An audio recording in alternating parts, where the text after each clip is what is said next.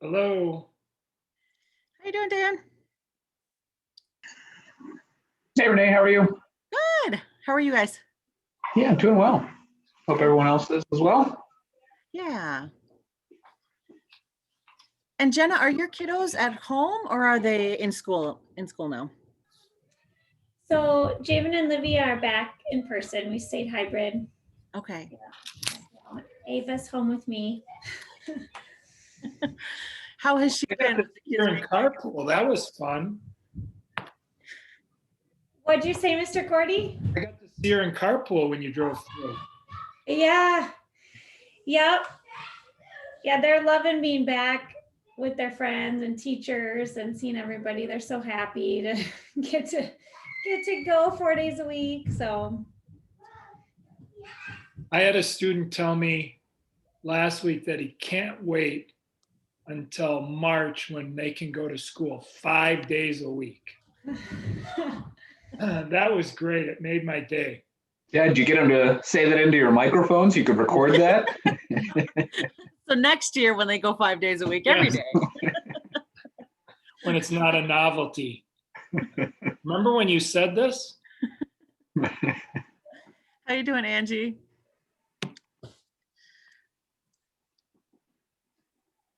Should we wait maybe about two more minutes, 2 or 3 more minutes and see if anybody else will come and then we can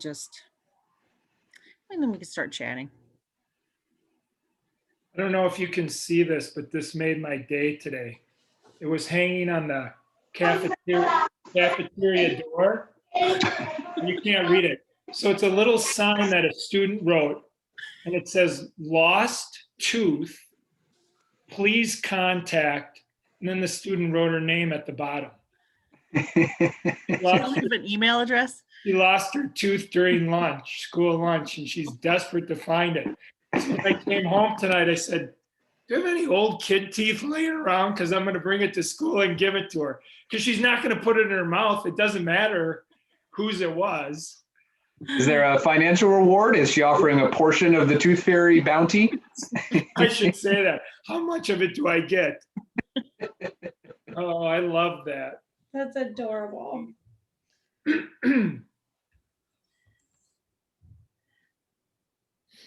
Well, we could get started, I think. And if anybody else comes, that'd be awesome. If not, that's fine too. How's everybody doing?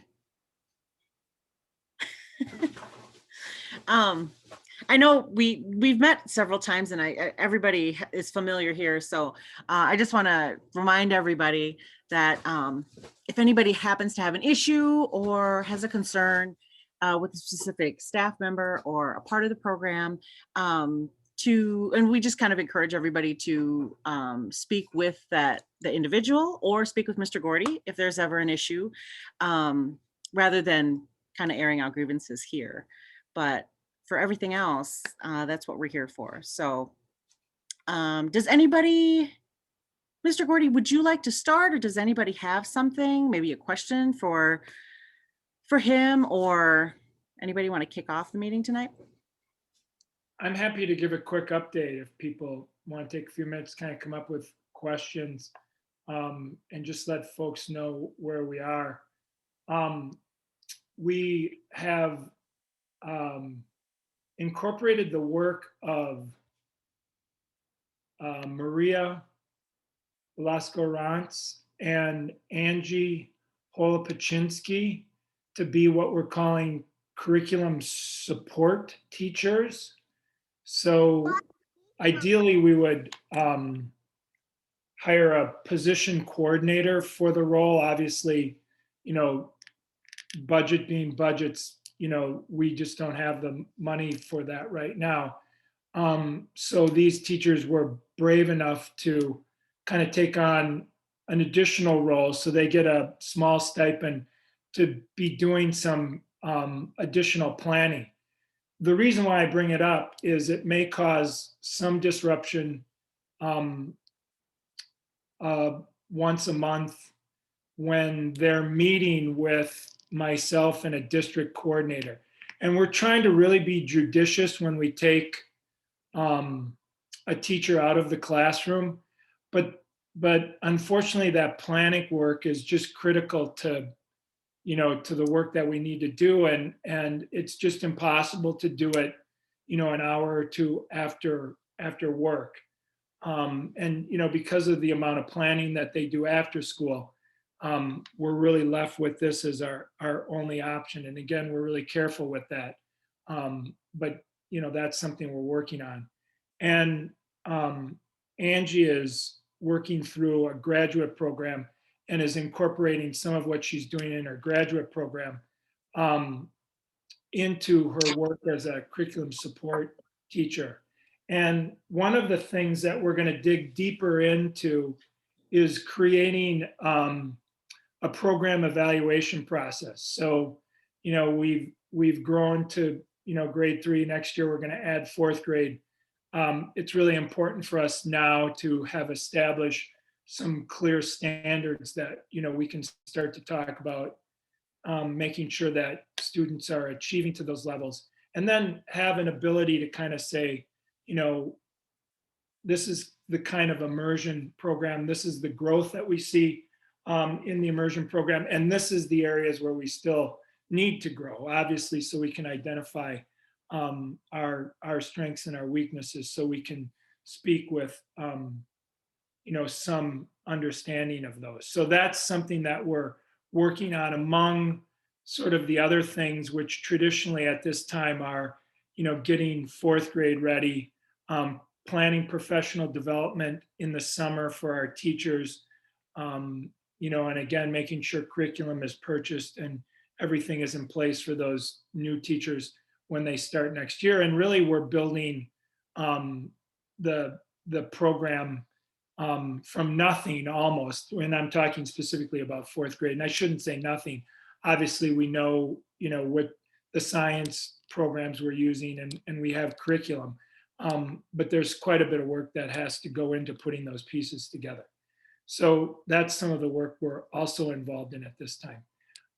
Beyond that, there also is a posting for 2 4th grade positions. I think we have about 8 candidates right now. Our goal is really going to be to try to attract native speakers into that position, and I'm excited. We do have at least 2 candidates that are native speakers. I haven't done any interviewing yet, so I'm not sure that they're even qualified for the position, but we are in that hiring process. I'm also excited. We've talked a lot about the Amity intern program. All that documentation has been submitted and has been accepted.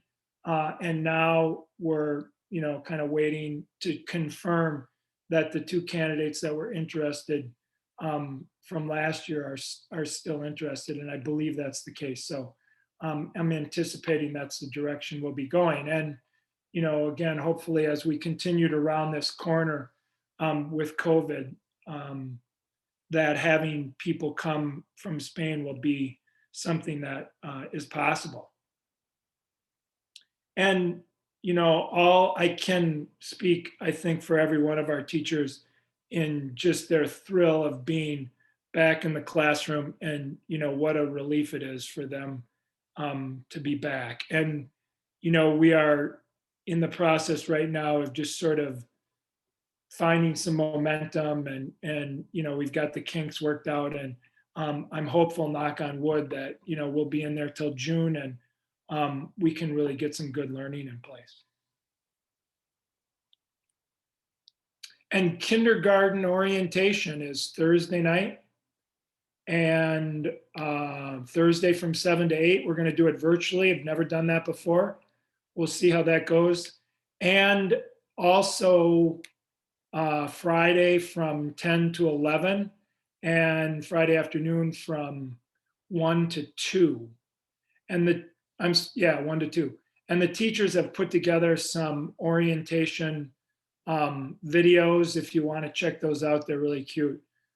Introductions, they did a dance video, a story time, a tour of the classroom, just to give the incoming family some sense of what what a kindergarten class experience will look like. So we're looking forward to welcoming people. It looks like we have again, a pretty high kindergarten classroom, over 130, we anticipate. And we will have a waiting list for immersion again in kindergarten. And I am still interviewing, if any of you are in the K1 online class with Katie Henry, I'm still interviewing. I interviewed somebody tonight for her long-term sub position. So I'm hoping to find somebody for that soon. Stephen, the size of the incoming kindergarten class, is it the same as it's been the past few years? Bigger, smaller? It's a little bit smaller, about 15 students smaller than last year's. So we've hovered for the last 5 years between 120 and 130. So it's pretty close. Is that's total kindergarten? And then of that, how many are the immersion? 50 would be immersion. Stephen, how would that reflect in terms of a capture rate compared year over year?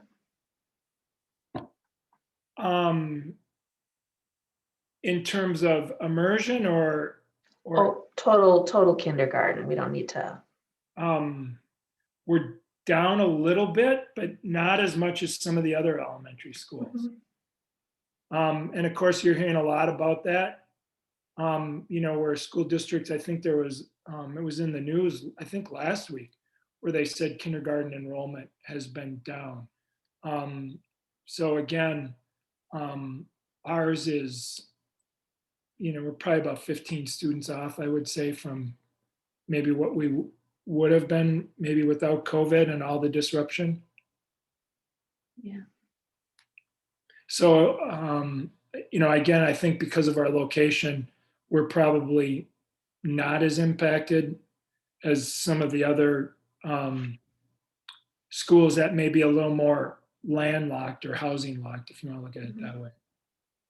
I was just curious. I know my husband, who works for a school district in the South Metro, has been starting to talk a lot about what kind of changes and shifts from pre-COVID elementary environment to maybe 5 years post-COVID are we going to see, and what's sort of the beginnings of a shift. The basic nutshell is saying that any pandemic babies that were born are going to be having a kindergarten experience that is drastically different from what a kindergarten in 2019 looked like, and just starting to, it's more the wondering of what will that be like someday.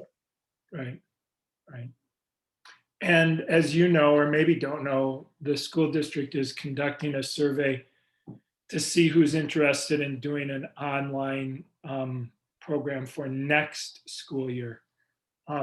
However, we would not be offering an immersion option for the online. We just don't have the ability to staff it.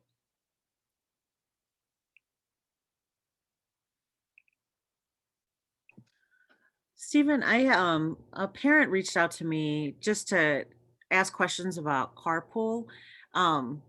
Just because, anybody who's regularly done carpool, we feel the difference. Once the third through fifth graders kicked in, it was like the line is just astronomical.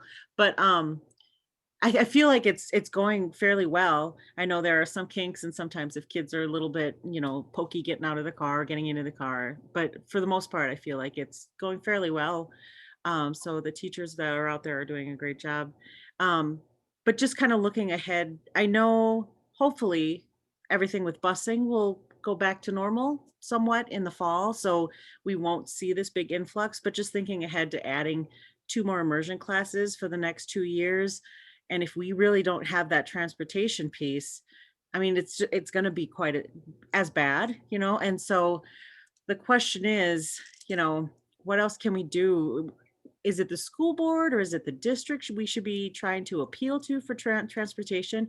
I feel like we really need to start kind of lighting that fire and letting them know that there will be something, in the next year or two that we'll be feeling with those lines getting longer. And it's just kind of a hazard, just having all those cars blocking in every direction. That's a school board piece. Ultimately, the school board would make the decision on transportation for the program, and whether we transport or not. And there is, precedent for a choice program, because I do believe they're transporting the gifted and talented students. Oh, okay. How many students is that in the whole program? Would you say? For which program? The gifted and talented program? Um, well, at the elementary grade, it's, I believe, 60. So Oh, it's not as many. right, okay.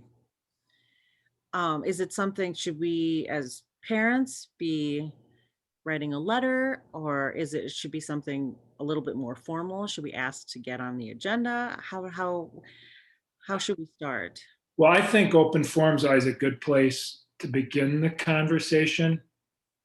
And then, to have somebody who's willing, one or two people willing to speak toward it, and then follow that up with letters. And I do think you want to include district administration when you send letters to the board members too.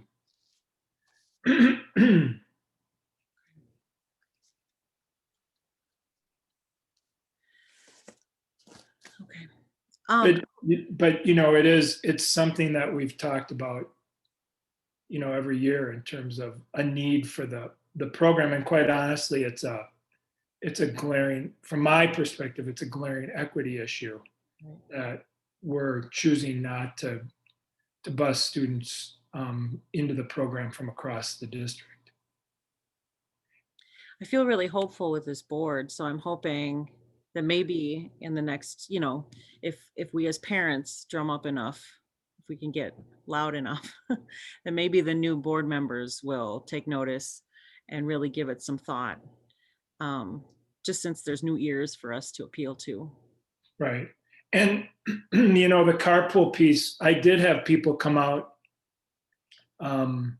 district administration, to work with me to look at maybe having one or two grade levels go through the front of the building and use that as an option, and kind of divide up. And, for those families that, had children across grade levels, they'd go to the youngest only spaces. If we had K and 1 at the front of the building.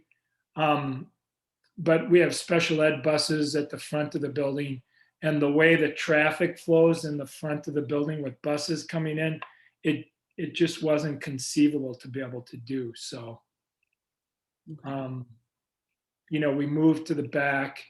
We are going to make a change this week. We bought new name tags that should fit on the passenger side visor, and we're going to give everybody a big black Sharpie and ask you to write your name and flip the visor down as you're going through carpool, so we can read them off as you're coming through, and kids will be ready. The parent that I spoke with also brought up, she just kind of asked if it was a possibility. I don't know, with the car dealership next door, is there any possibility of doing anything there, having us come through there? I don't know. Is it still owned by the dealership, or is it? Yeah, it's for sale right now. Okay. We did look into that, but decided, again, after we looked at the logistics of it, felt like we could move cars through just as fast if we put all of the staff in that one area. Okay. And we felt like if we divided staff, it would slow it down at both locations, so that ultimately we wouldn't see much of a net gain. Okay.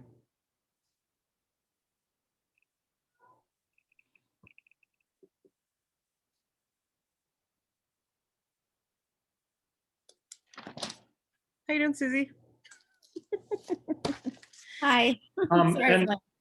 And one of the other pieces, I believe, that has to be decided, I think in March, the board has to decide if they're going to put a bond on the November ballot. So sometime, if it's not in March, it's sometime this spring, they have to indicate their desire to put that on the ballot. So you'll hear more information about that too. And, if it remains a possibility to to look at building a new elementary school as part of that bond request. Yeah. And what's happening at the school board meeting on Thursday? Somebody else might have to answer that. I'm sorry. Now that I've got kids back in the building, I haven't been able to track the board quite as closely as I did prior. I thought they were looking at something with the levy and I can't remember. Yeah, it could be. I didn't notice that I've seen the agenda yet. Oh, okay. Probably not. Is there anything else you wanted to add, Stephen, just about how everything's going now that everybody's in school, or all the grades are in school now?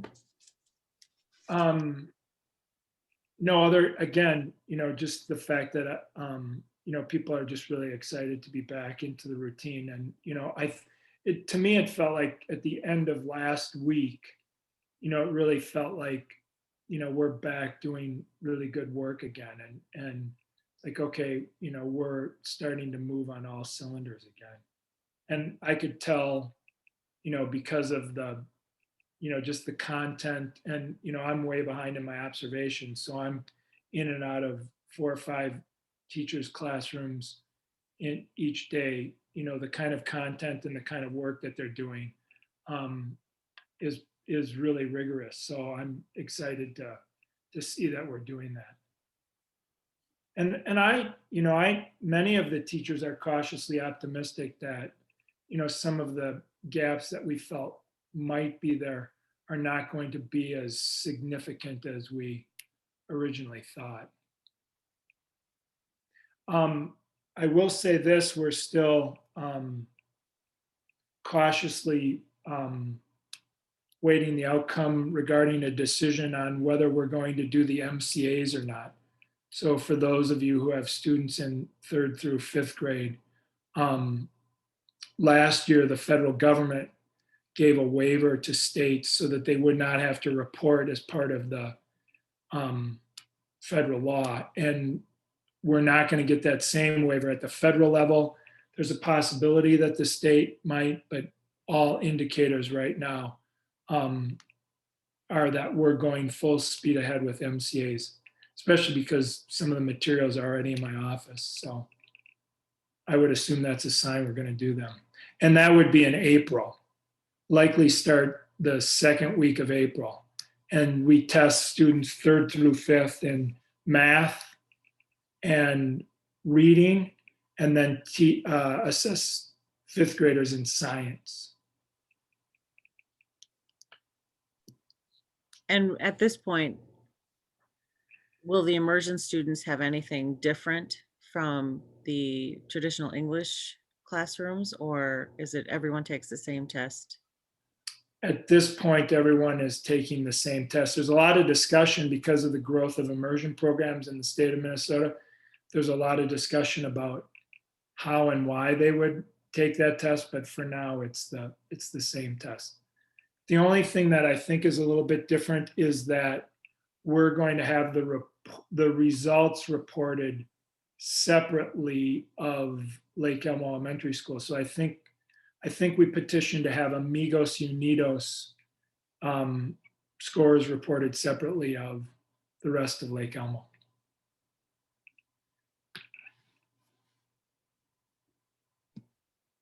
And again, it's a good reminder that, research on immersion education shows, especially around standardized tests and state assessments, that immersion students typically lag behind their English peers until mid 5th grade, early 6th grade, when you start to see that balancing out. And then you see some slight gains of immersion students. And obviously they have the benefit of acquiring a second language. So that's a message that we're looking to communicate to our families, just to let them know that, the scores are going to look a little bit different. If you're, comparing how your child did with, maybe your neighbors who's in the English, those scores may look a little bit different. But remember, the goal here is, acquiring that second language. And the good news is that gap does flatline after a few years. Thank you. Does anybody want to share any challenges maybe that you or your children have experienced in the last few weeks? Any success stories? We'd love to hear those too. I was excited to see Hannah Reyes being nominated for, was it Teacher of the Year? I thought that was very cool. Yeah, thanks for bringing that up. I neglected to mention that. That is it's a real tribute to her, and I think an honor for her, and obviously an honor for us to have her here.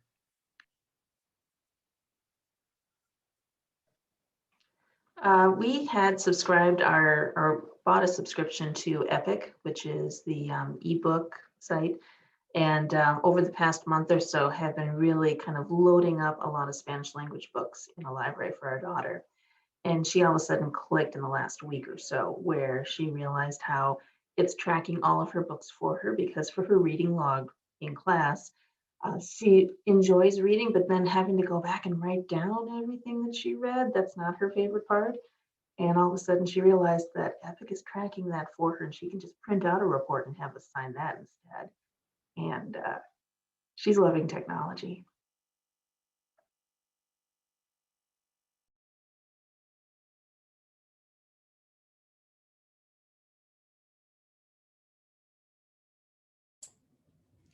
I've got a kindergartner who is in Senorita Nelson's class, and she just adores Senorita Nelson and wants to be a little teacher. And it's just been so fun for me to see, especially since they started back in person.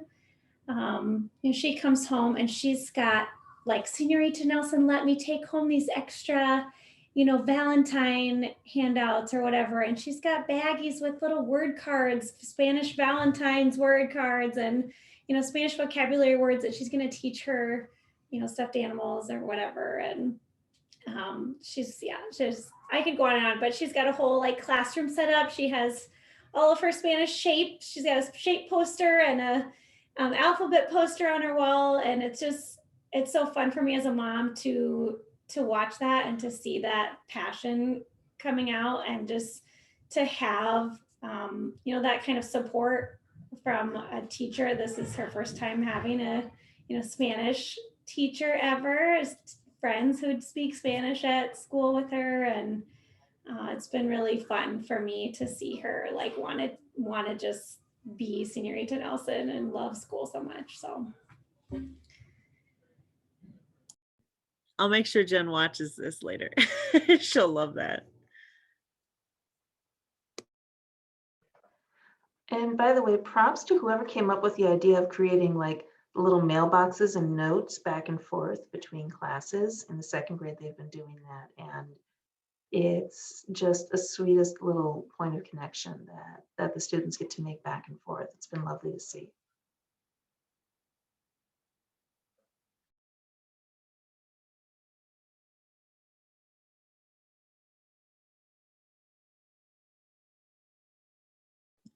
Something I've been thinking about, and I just kind of wanted to get a feel from the parents, you guys here, and then if anybody's watching at home, um, it'd be great to just have a list of parents who would be willing to um, kind of give guidance or be kind of ambassadors to incoming parents, whether it's kindergarten parents or if somebody's transferring from another school.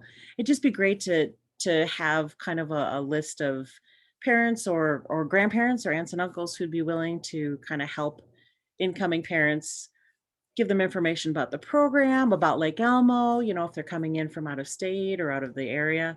So if any of you guys just kind of give it some thought, and if anybody's watching after the meeting too, just let me know, and just shoot me an email and let me know if you'd be interested, and I'll just kind of compile the list and we can give them to the teachers or to Mr. Gordy, and so that if somebody new comes to the area, or if some kindergarten parents are saying, it'd be really great to have somebody take me under their wing and kind of show us around and give us some advice and that kind of thing.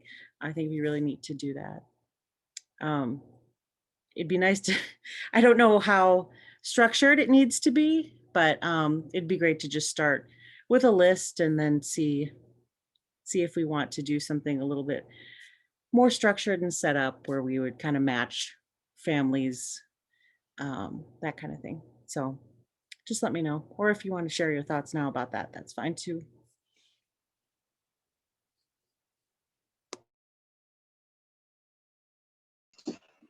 I think that's a great idea. And Emily's not here, so I'll volunteer her for it. By which, of course, I mean, I volunteer myself. So yeah, I'd be happy to. She might be a little busy with the Amity thing. True.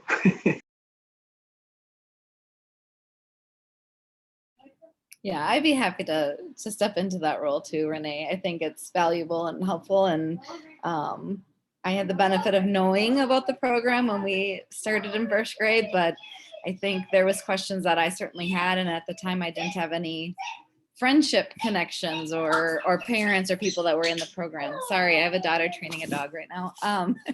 And so it would just be helpful to have those connections to bounce questions off, or is this how we do it? Or, just that protocol kind of thing. Renee, you can put me on the list too. Awesome. I've gotten really good at making up answers, so if you want to throw my name on there. Sounds good.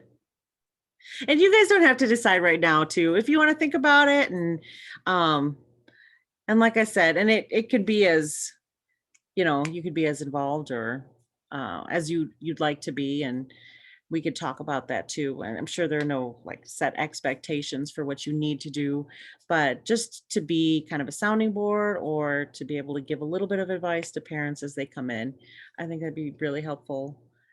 Another question, if nobody had anything else to bring up, another question I had, because I've seen a lot of promotion about it on kind of the Pony Pride website or on Facebook.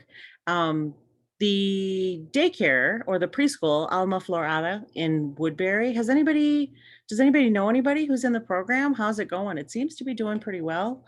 I think they're just doing enrollment for next year a couple weeks ago. So anybody have any experience?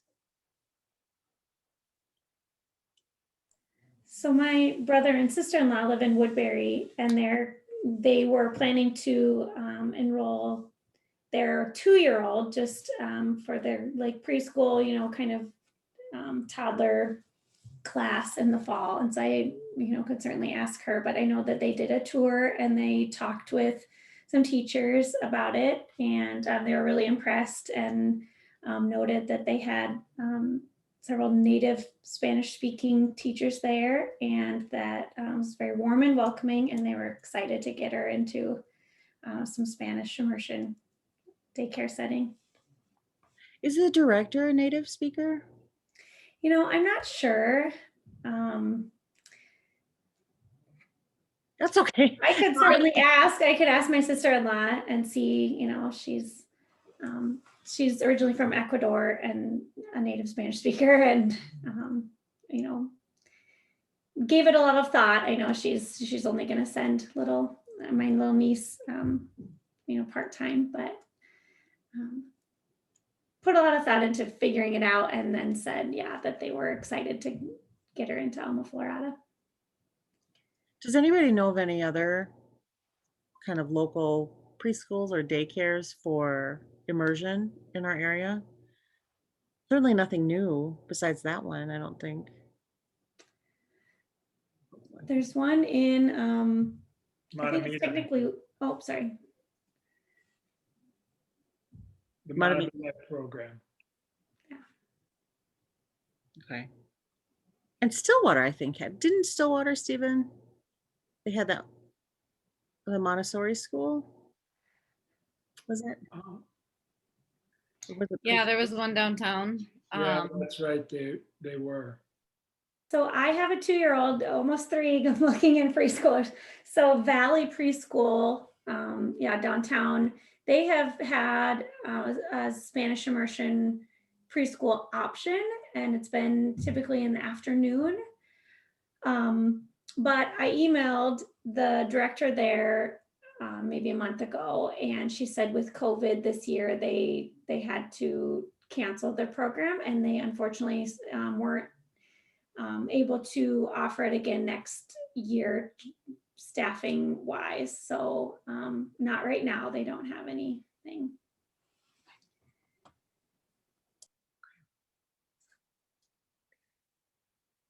And that still is something we've looked into, and ideally would like to have a preschool, a Spanish immersion preschool program.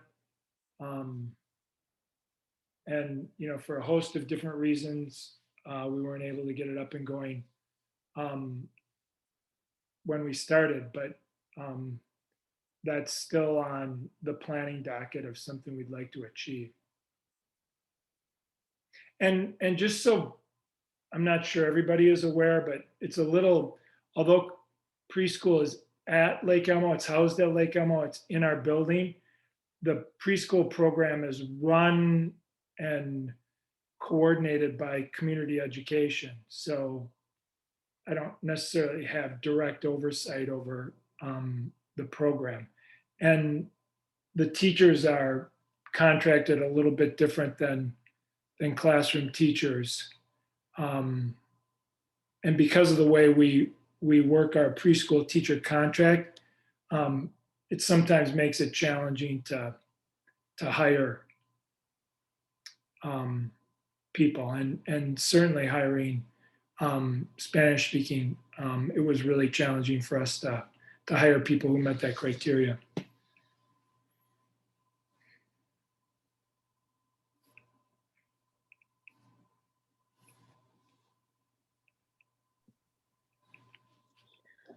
Well, we certainly don't have to go until 8. But if anybody has anything else they want to share, or if you think we could call it a night, we could do that too.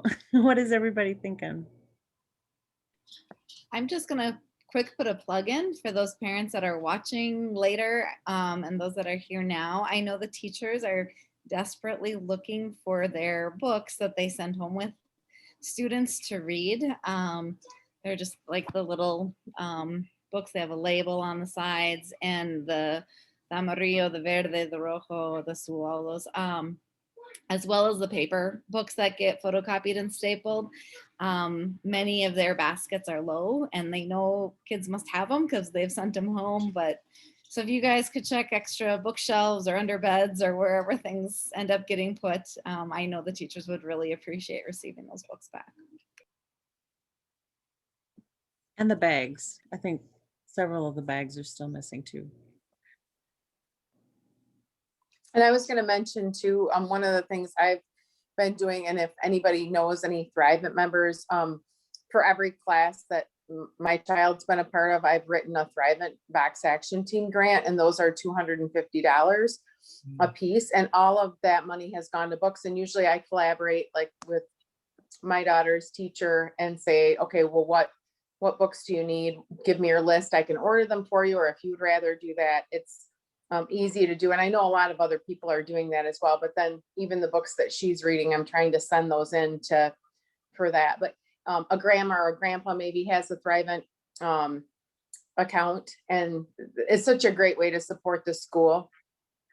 And I know that the teachers, I just want to commend them too. Senor Maria has been just phenomenal. And she's been like, I know, putting her own money out there for art supplies. And I said, well, wait a second, let me go ahead and send some of that in. So I know they're trying to do that during those cold weather times, and just want to say, like, just with the car drop off and everything, everybody's just been phenomenal, and you can tell people are giving it their all. So I'd love to see us maybe be able to try, and I was thinking of trying to maybe somehow do some sort of appreciation for them, because I just know it's been an incredibly, and that's an understatement, difficult and challenging, and put extra time into it kind of year. So I'm just, as a parent, very, very grateful. So just please convey that too when you talk with them. Thank you. Stephen, about how many staff members are doing carpool? There are 6, I believe 5 in the morning and 6 in the afternoon.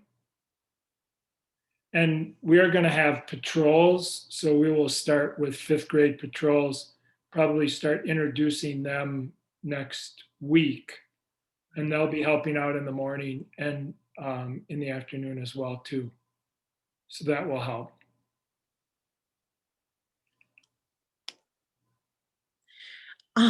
Just because sometimes when I show up first, I just want to make sure that that I am parking in the right spot. So when the first car that comes in at the end of the day, where do you want them to park? Because I know that the preschool needs to park in a certain spot. They need to get kind of ahead of everybody else. So where should people be parking? Well, we're just having people go around the U there and pulling as far ahead as they can. Okay. Okay. So when Are people you talking about in the afternoon or in the in the morning? afternoon. Yeah, in the afternoon. Okay. You know, just encouraging people to go out as far around as they can so we can utilize all of that curb space. Okay. Does preschool need to get in though? Because preschool picks up earlier. Yeah, and I haven't been there, honestly, Renee, I haven't been there early enough to kind of know the logistics of that piece. Okay.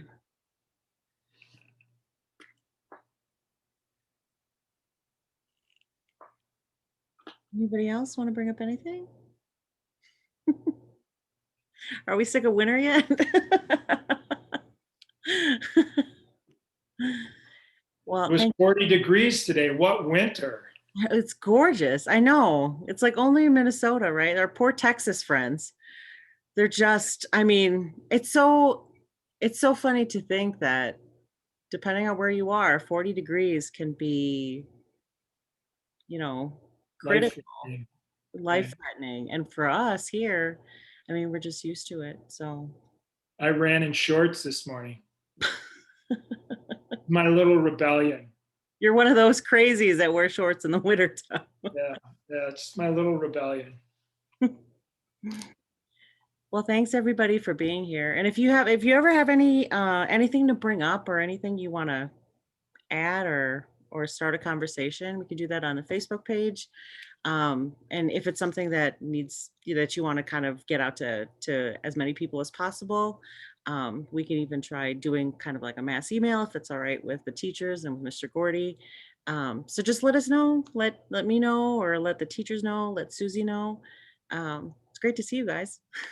And I do want to follow up too. I know the teachers would want to express their gratitude for all the parents have done to support them. I know the staff feels very supportive through these very difficult and trying times. And, you know, we really are all in this together. And I think there's that sense of, camaraderie. And I'm just grateful for how the community has responded in terms of support, because it's kept us moving forward. And clearly there are always things we can do better. Absolutely. And we're striving to improve each and every day. But I have to say that I'm very proud of our teachers for advocating to be back in school with kids in such a strong way. I've dealt with a lot of crazy things over the last year. But one that has really not been on my radar is any sort of resistance to be back in the building with our students. Teachers really know front and center that that's the priority. So I'm grateful for that.